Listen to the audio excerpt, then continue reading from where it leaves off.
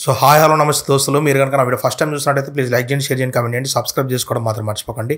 పక్కనున్న bell icon ఆన్లో పెట్టుకుంటే నేను ఎప్పుడు వీడియో పెట్టినా కూడా మీకు నోటిఫికేషన్ కిందకి వచ్చేస్తుంది అనమాట. సో బేసిక్గా ఈ విషయం నేను అంటే ఇంత తొందరగా షేర్ చేసుకోవాలన్న థాట్ అయితే నాకు లేకుండే. ఎందుకంటే చాలామందికి ఇది గుణపాఠం అని చెప్పాలా, లేకపోతే అంటే మీరు బయట పరిస్థితి ఇంత దారుణంగా ఉందనేది మీకు చెప్పదలుచుకుంది నా ఉద్దేశం. సో ఈ వీడియో నేను ఇంకా బేసిక్ ఇంకా 1,00,000 సబ్స్క్రైబర్ల దాకా ఒక 6 నెలలైనా సంవత్సరం అయినా ఆ టయానికి ఈ విషయాన్ని మనం చెప్దామని అనుకున్నా. బట్ ఏమో నాకే మనసు ధరిస్తలేదు, ఇక ఎంతవరకు రీచ్ అవుతుందో నాకు తెలియదు. బట్ నా లైఫ్లో జరిగిన ఈ విషయాన్ని చెప్పాలని నాకు అనిపించింది. ఏమంటారు, మనం వెయిట్ చేస్తున్న కొద్దీ ఇంకా టూ లేట్ అయిపోతుంది అంటారు కదా. సో నాకు అట్లా అనిపించి నేను ఈ విషయం చెప్తున్నా. సో బేసిక్గా ఆహా ప్లాట్ఫామ్ ఆఫ్టర్ కోవిడ్ అండి, అంటే 2020కి మనకు కోవిడ్ వచ్చింది కదా. సో ఆ టైంకి ఇంకా లాక్డౌన్ ఓపెన్ అయిపోయి ఇదంతా జరిగే టైంకి, అంటే లాక్డౌన్ ఓపెన్ అయిపోయి మళ్ళీ నార్మల్ స్థితికి వచ్చే టయానికి మనకి అమెజాన్ ఒకటి, ఇంకొకటి నెట్ఫ్లిక్స్ ఒకటి, ఇవి రెండు కాకుండా ZEE5 ఒకటి నడుస్తున్నప్పుడు కూడా ప్యారలల్గా. బట్ ఇవి రెండు టాప్ నాచ్లో ఉన్నాయి. సో మనకు తెలుగు వాళ్ళకు ఒక ప్లాట్ఫామ్ క్రియేట్ చేయాలని చెప్పి అల్లు అరవింద్ గారు ఇంకా ప్రెస్ మీట్లు అవన్నీ చేసి ఈ ఆహార అనేది యాప్ని బయటికి తీసుకురావడం, కొత్త న్యూ టాలెంట్ని ఎంకరేజ్ చేయడం.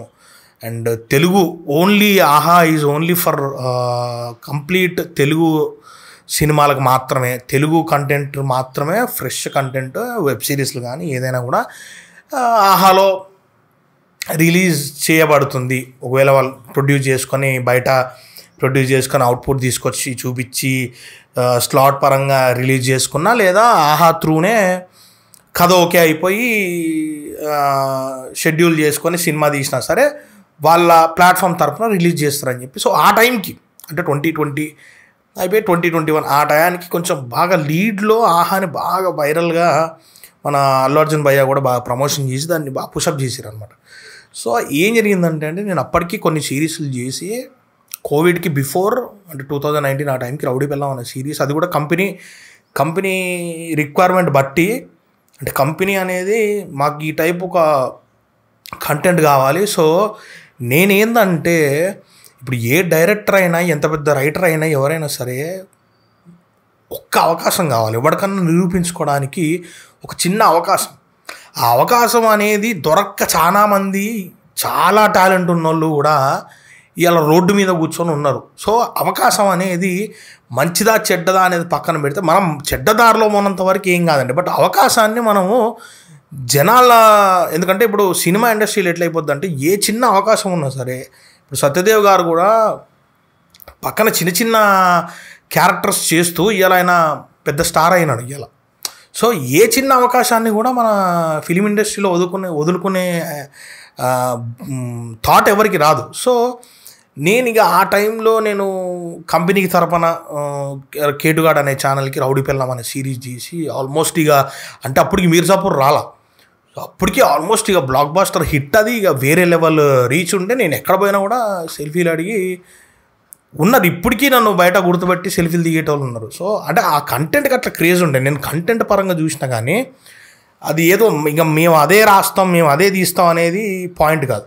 సో అట్లా తీసిన తర్వాత మేము ఎప్పుడైతే కంపెనీ నుండి బయటకు వచ్చినామో, సో నాకుండే అంటే ఇంకా యూట్యూబ్ దాటి మనం మినహాయించి బయటకు వచ్చాం కదా. సో ఇప్పుడు మనం యూట్యూబ్ దాటే ఏదైనా చెయ్యాలి, మనం ఏం చేస్తే బాగుంటుంది అన్న థాట్ ప్రాసెస్ ఉన్నప్పుడు ఈ ఆహాకి సంబంధించి ఓటీటీ ప్లాట్ఫామ్ ఇదంతా. సో నేను ఏదైతే కంపెనీ ఉందో పేర్లన్నీ తీయదలుచుకోలేదండి. బట్ నేను మీకు చెప్తున్నాను క్లియర్గా, మీరు రేపు పొద్దున ఈ వీడియో చూసారంటే మీరు కూడా ఇలాంటి పరిస్థితులకు గురవద్దు అనేది నా ఉద్దేశం. సో ఏంటంటే కంపెనీ దగ్గర నుంచి నాకు కాల్ వచ్చింది. సో వాళ్ళు ఏంది నా సిరీస్లు ఇవన్నీ చూసి, మేము ప్రొడ్యూస్ చేస్తాం మీకు, అండ్ మీ రైటింగ్, మీ way of style of writing, and మీ తెలంగాణ యాస మీద, హైదరాబాదీ తెలంగాణ స్లాంగ్ మీద మీరు చేసే కామెడీ టైమింగ్, ఇదంతా మాకు బ్రహ్మాండంగా నచ్చింది. సో మేము ఒక ఓటీటీ ప్రాజెక్ట్ చేద్దాం అనుకుంటున్నాం, మరి మీ దగ్గర ఏమైనా కథలు ఉన్నాయా, తీసుకొని రండి ఏమైనా ఉంటాయని చెప్పంటే, నేను అప్పటికీ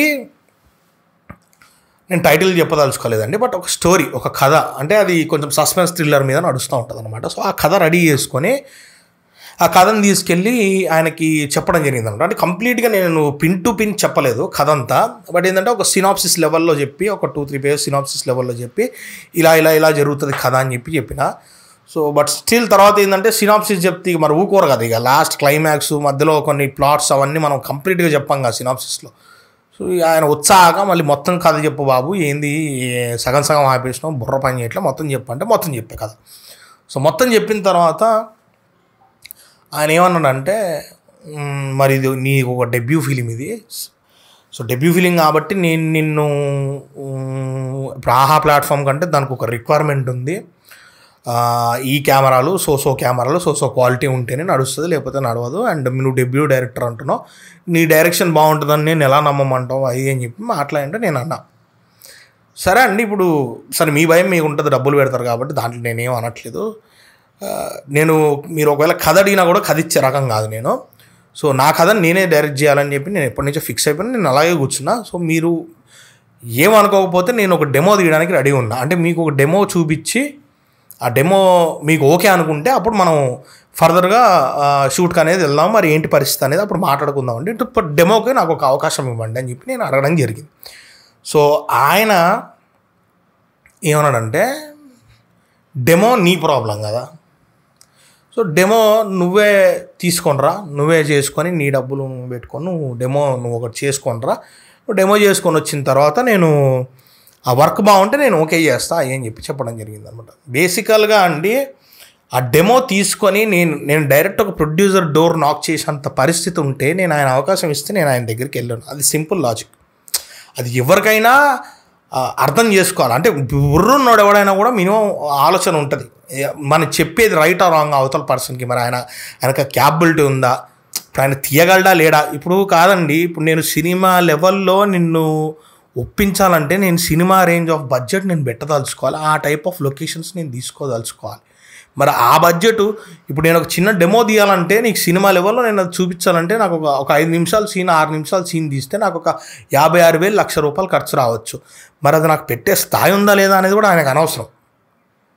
సో సరే ఇక ఆయన మాట్లాడండి కదా, సో నేను అవకాశం మాత్రమే చూశానండి. నేను ఆ అవకాశాన్ని ఎట్లన్నా నాకు ఈరోజు నా డోర్ ముందు ఒక అవకాశం ఉంచింది. సో ఈరోజు నేను ఇది నిలబెట్టుకోలేకపోతే జన్మలకి నేనే బాధపడతా అని నేను నా ఇంట్లో కూర్చొని మా మమ్మీ డాడీ వాళ్ళకి ఈ విషయం చెప్పి, అమ్మ ఇట్లుంది పరిస్థితి, మరి డెమో తీస్తే కానీ మనం నమ్మే పరిస్థితి లేదు, మన ఈ షార్ట్ ఫిల్మ్ ఇవన్నీ ఈ వెబ్ సిరీస్లు చూపించినా ఎవరు నమ్మేటట్లేరు, ఖచ్చితంగా ఈ డెమో తీస్తేనే మనకి ఏదన్నా గుర్తింపు వాళ్ళు నన్ను నమ్మడానికన్నా ఒక అవకాశం ఉంటుంది అని చెప్పి మాట్లాడి, నేను నా క్రూ ఉంది, నా డిఓపి కానీ నా ఏడీ కానీ కొంతమంది నా ట్రూపు నా టీం ఒకటి ఉంది. సో నా టీంని తీసుకొని లొకేషన్ సర్చ్ కోసం వెళ్ళి మనకి ఇక్కడ గెస్ట్ హౌస్లో వెతికినాం. మనకి ఇటు గండిపేట సైడ్ దాటిపోతే చాలా గెస్ట్ హౌస్ ఉన్నాయి, నాది ఏదో ముస్లిం పేరు ఉంటుంది, నాకు ఐడియా లేదు. సో ఆ గెస్ట్ హౌస్ అంటే నా కాన్సెప్ట్కి తగ్గట్టు గెస్ట్ హౌస్ చాలా బ్రహ్మాండంగా అనిపించింది. నేను మీకు విజువల్స్ చేస్తాను, బట్ నేను అది కంప్లీట్గా చూపించలేను, మీకు దానికి సంబంధించిన విజువల్స్ చేస్తాను, మీరు చూడండి. సో డ్రోన్తో సహా ప్రతి కెమెరా, అంటే ఏ కెమెరా అంటే R4 కెమెరా, మేము ఆ టైంకి R4 కెమెరా వాడినాము. కంప్లీట్ ఎక్స్ట్రీమ్ లైటింగ్ సెటప్ తీసుకొని, అంటే మేము ఖర్చు పెట్టిందంతా లైటింగ్కి ఖర్చు పెట్టినాం, మ్యాక్సిమం లైటింగ్కి మొత్తం ఖర్చు పెట్టినాం.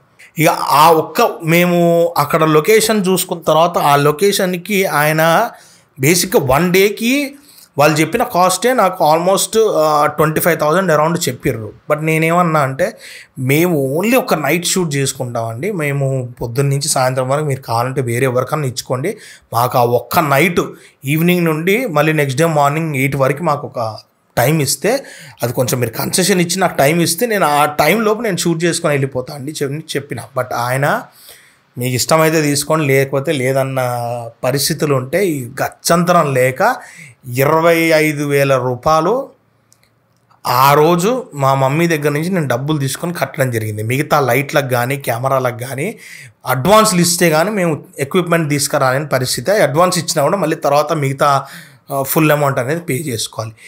ఎటు లేని పరిస్థితుల్లో ఏం చేయాలో అర్థం కాకుండా కింద మీద పడుతుంటే మా మమ్మీ ఆమె మెల్లో ఉన్న చైను, ఏదైతే గోల్డ్ చైన్ పుస్తల తాడు అంటారు కదా, సో ఆ తాడు తీసి తాకట్టు పెట్టినాం బేసిక్గా, అది అమ్మేయలేదు. ముత్తూట్ ఫైనాన్స్ ఉంటాయి కొన్ని ఫైనాన్స్ కంపెనీస్, సో అందులో పెట్టి ఒక 40,000 మేము డబ్బులు తీసుకొచ్చి ఆ డబ్బు మొత్తాన్ని ఈ డెమో కోసం ఖర్చు చేయడం జరిగింది. ఖర్చు చేసిన నేను దానికి. సో అయిపోయింది, మొత్తం అయిపోయింది. అంటే దాంట్లో ఇప్పుడు ఏదైతే నేను కాన్సెప్ట్ వాళ్ళకి చెప్పినో దాంట్లో కొన్ని అక్కడక్కడ కొన్ని రొమాంటిక్ సీన్స్ ఉన్నాయి. ఆ సీన్స్ కూడా ఎందుకంటే ఒక డ్రామా ప్లే జరగడం కోసం ఆ రొమాంటిక్ సీన్స్ అనేది పెట్టడం జరిగిందనమాట. సో నేను డెమో షూట్ చేసుకొని వెళ్ళి ఆయనకు చూపించిన తర్వాత ఆయన డెమో చూసి ఇక్కడ ఏమైపోయిందంటే మరి ఆయన నన్ను మోసం చేద్దాం అనుకున్నాడా, లేదా నన్ను ఎదవం చేద్దాం అనుకున్నాడా, లేకపోతే ఆయనకి ఏమన్నా మీద ఖర్చు ఉందా, లేకపోతే ఏంది నాకు నిజంగా ప్రాపర్గా సెన్స్ అనేది తెలియదు. డెమో చూసిన తర్వాత ఆయన నోరు తెరుచుకొని చూసాను నన్ను.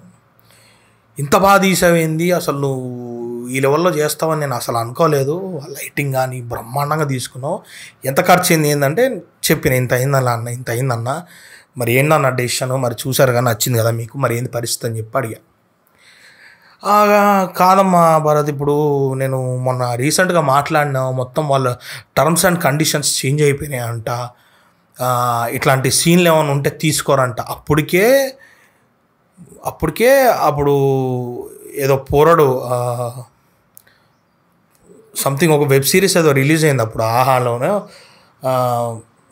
ఏదో పోరడు అని ఉంటుంది దానికి, నాకు పేరు గుర్తున్నట్లే కరెక్ట్గా, మైకేల్ అనే పర్సన్ దానికి డైరెక్షన్ చేసిండు, అండ్ యాక్టర్ కూడా తనే అనమాట. అందులో ఉన్నాయి చాలా, అంటే ఇంక ఏ రేంజ్ అడల్ట్ సీన్కి వెళ్ళాలో ఆ రేంజ్ అడల్ట్ సీన్లో ఉంటాయి. అండ్ తర్వాత కొన్ని సినిమాలు వచ్చినాయి, అవి కూడా అడల్ట్ సీక్వెన్స్లు ఖచ్చితంగా కనపడతాయి. బట్ మాకు మరి ఆయన ఎందుకు, నేను అప్పుడే అన్నా, కాదండి మేము ఆల్రెడీ చూసినాము, ఇలాంటి సీన్లు ఉన్నాయి తీసుకున్నారు కదా, ఇప్పుడు ఇది కాదన్నా ఏంటి నాకు అర్థం కాలే. సరే అండి, ఇన్ కేస్ అది వద్దనుకున్నా కూడా మనం ఆ సీన్ని, ఇన్ కేస్ ఆ రొమాంటిక్ సీన్ని మనము చాలా డైల్యూట్గా తీస్తాం కదా. అంటే దాన్ని డైరెక్టర్ అనేవాడు ఎంత ఎక్స్ట్రీమ్ తీయాలనుకుంటే ఎక్స్ట్రీమ్ తీయొచ్చు, లేదా డైల్యూట్ చేసి సింపుల్గా దగ్గొట్టాలన్నా సింపుల్గా దగ్గొట్టవచ్చు, అది మన దగ్గర ఉంటుందండి. సో ఏదైనా కూడా మనం వాడే విధానం బట్టి ఉంటుందని చెప్పి నేను ఆయన కన్విన్స్ చేయడం జరిగింది. కాకపోతే నేను అదే చెప్తున్నా కదా, ఆయన ఫేక్ మాటలు మాట్లాడిండా తెలియదు నా దగ్గర, లేదా ఒకడిని ఇట్లా ఆడుకొని మన జీవితాన్ని, అంటే వాడు ఏదైతే సీరియస్ ఉన్నాడో ఆ సీరియస్ మ్యాటర్లో మజాక్ చేసి వానితో ఇట్లా టైంపాస్ ఇవ్వాలని చేసి వానితో డబ్బు ఖర్చు పెట్టించి వాని దగ్గర ఆనందం పొందాలనుకుంటే ఇంకా అసలు అంతకంటే దరిద్రమే ఉందండి. నేను ఎంత సీరియస్ తీసుకున్న ఆ మ్యాటర్ని, కానీ వాడికి చాలా జోక్ అయిపోయింది అది. అంటే ఆ ప్రోడక్ట్ చూసిన తర్వాత నేను అంత సీరియస్ తీసుకున్నాను. ఇడే అంటే సరదాగా చెప్తారు కదా, ఏముందో ఇటు తీస్తాడా పెద్ద పీక్దాడు, చూసినప్పుడే ఆ డబ్బులు పెట్టుకోమంటే ఎవడు పెట్టుకుంటాడు అని చెప్పి తమాషా కనడేమో, కానీ నేను చాలా సీరియస్గా తీసుకొని అది డెమో తీసుకొని వెళ్ళి చూపించిన. శివరాగర్కి ఆయన అన్న మాట ఏంటంటే, ఏముంది భరత్, నువ్వు ఎందుకు టెన్షన్ పడుతున్నావు, ఈ డెమో ఇక్కడ కాకపోతే వేరే ప్రొడ్యూసర్ చూపించుకోవడానికి అయితే నీకు ఉపయోగపడుతుంది కదా, నేను కాకపోతే ఇంకో ప్రొడ్యూసర్ చూపించవచ్చు, ఇదేం వేస్ట్ అవ్వలేదు కదా అని చెప్పి ఒక సచ్చు సలహా, ఒక నికృష్టపు సలహా నాకు ఇచ్చాడనమాట. నేను టైం వచ్చినప్పుడు అప్పుడు నాకు ఆ థాట్ కూడా లేదండి. ఏంటంటే ఒక జెన్యూన్ ప్రొడ్యూసర్ ఎవడన్నా నిజంగా మన టాలెంట్ నమ్మి, మన నిజాయితీని నమ్మి చేయించుకునేవాడైతే వాడే ఒక ₹1,00,000 ఏమో డెమో తీసుకురారా, మరి తీసుకురా, పోతే పోయింది, మరి ఈ ₹1,00,000 నువ్వు ప్రూవ్ చేసుకో, నేను ఇప్పుడు సినిమా ఇస్తా అని చెప్పి అనేవాడేమో. కానీ ఆహా ప్లాట్ఫామ్ని అడ్డం పెట్టుకొని మరి ఆడు నిజంగా అది ఇప్పటికీ మాకు తెలీదు, మరి ఆడు నిజంగా అంత సర్కిల్ ఉన్న మనిషా, లేకపోతే ఆహా అనే ప్లాట్ఫామ్ని అప్పుడు అడ్డం పెట్టుకొని మమ్మల్ని ఇది చేశాడనేది కూడా నాకు కూడా తెలియదు. నేను నా టీమ్ ఆ రోజు నిద్ర లేకుండా చాలా ఇది చేసినామండి. అంటే కష్టపడ్డాం. మరి మేము కూడా సినిమా మనుషులు, మేము చాలా కష్టపడ్డాం. ఒకటి ఫెయిల్ అయిపోతే దాని బాధ ఎంత ఉంటుందో నాకు తెలుసు, కానీ చేతులారా ఎవరు ఫెయిల్ చేయవద్దు. కానీ నాకు ఒక మోసం జరిగింది, ఆ ప్లాట్ఫామ్ అనేది అడ్డం పెట్టుకొని ఆ టైంకి ఒక మోసం జరిగింది. మీ అందరికీ నేను ఒక విషయం చెప్పదలుచుకున్నాను. ఏంటంటే ఇప్పుడు అప్కమింగ్ డైరెక్టర్స్ అయినా రైటర్స్ అయినా ఎవరైనా సరే, ఒక కథ మిమ్మల్ని అడుగుతున్నాడంటే మీరు సచ్చి మీ ప్రాణం పోయినా మీరు చెప్పకండి. చేతనైతే మీరు సినాప్సిస్, అది కూడా చివరి క్లైమాక్స్ వదిలేండి, చెప్పనట్టు మీరు సినాప్సిస్లో ఫిల్ చేసుకోండి. ఆ 2 పేపర్ సినాప్సిస్ ఉందిగా, మీకు ఇంకా కుదిరితే 1 పేపర్లోనే 1.5 పేపర్లోనే సినాప్సిస్ని ఫినిష్ చేసేలా చూసుకోండి. అండ్ ఏ యదో నా కొడుకుని నమ్మి కూడా మీరు వాళ్ళు డెమోలు తీసుకురమ్మండి, మీ డబ్బులు పెట్టుకొని మీరు డెమోలు తీసుకురమ్మంటే మీరు ఆ రిస్క్ ఖచ్చితంగా చేయకండి. ఇప్పుడు అదే అంటున్నా కదండి, ఒక ఉద్యోగం కావాలంటే మనం డబ్బులు పెట్టి ఉద్యోగాన్ని కొనుక్కుంటే మనకు ఆ ఉద్యోగానికి గ్యారంటీ ఉండదు ఖచ్చితంగా. బట్ మన టాలెంట్ నమ్మినోడు ఖచ్చితంగా మనకు డబ్బులు ఇచ్చి మనల్ని ఉద్యోగంలో పెట్టుకుంటాడు అనే విషయాన్ని మీరు గుర్తుపెట్టుకోండి. ఒక టయానికి నాకు అప్పుడు నేను ఒక డెసిషన్ తీసుకున్నాను, ఏంటంటే ఇంకెవ్వడికి కూడా సినిమా ఇండస్ట్రీ అయినా ఎవడైనా సరే, ఎవరికైనా సరే, వాడు జెన్యూన్గా నాకు ప్రాపర్గా ప్రొడ్యూసర్ మెంటాలిటీ కనపడితే తప్ప వాళ్ళతోని టైఅప్ అవుదామన్న థాట్ నాకు లేదు. ఎందుకంటే మీరు గుర్తుపెట్టుకోండి, నేను డైరెక్టర్ అవ్వాలన్న ప్యాషన్ నాది.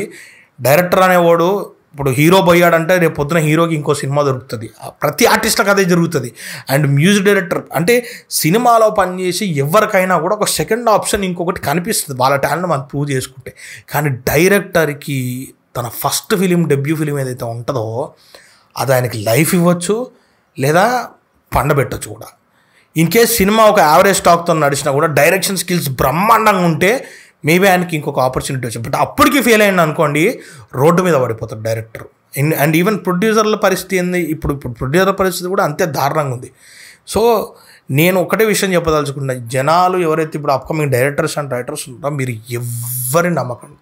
అసలు ఇండస్ట్రీ సైడ్ కూడా ఎవరు నమ్మకండి. మీరు సో కాల్డ్ ఒక పెద్ద కంపెనీ, ఒక రెప్యూటెడ్ కంపెనీ నుండి మీకు ఏదైనా కాల్ వస్తే దాన్ని మీరు టేక్ ఓవర్ చేసుకోండి, ప్రతిదీ కూడా అఫీషియల్గా జరుగుతుంది. బట్ అవుట్ ఆఫ్ ఇండస్ట్రీ మీకు తెలవని మొహాలు ఎవడైనా సరే, మీరు అసలు కనీసం నాకైతే కొంతమంది మేము ఇది చేసాం అది చేసాం అని చెప్పి కొంతమంది ప్రొడ్యూసర్లు వాళ్ళు వీళ్ళు కూడా ఫోన్లు చేస్తారు. బట్ వాళ్ళ డీటెయిల్స్ అన్నీ కనుక్కుంటే పలానా సినిమాలు చెప్తారు. ఓపెన్ చేసి చూస్తే మన గూగుల్ సెర్చ్లో ఎక్కడ కూడా వాళ్ళ పేరు కనిపించదు. మరి వాళ్ళందరూ ప్రొడ్యూసర్లు ఎట్లా అవుతున్నారు, ఏంది ఎవరికి తెలియదు. సో జనాలు మీరు పలానా ప్లాట్ఫామ్లో పేర్లు చెప్పినా కూడా మీరు మోసపోకండి. నా లైఫ్లో జరిగింది, మళ్ళీ మీ లైఫ్లో ఇలాంటి పరిస్థితి రావద్దని నేను మనస్ఫూర్తిగా కోరుకుంటున్నా. సో అది గైస్, ఇక నెక్స్ట్ వీడియోలో మళ్ళీ కలుద్దాం.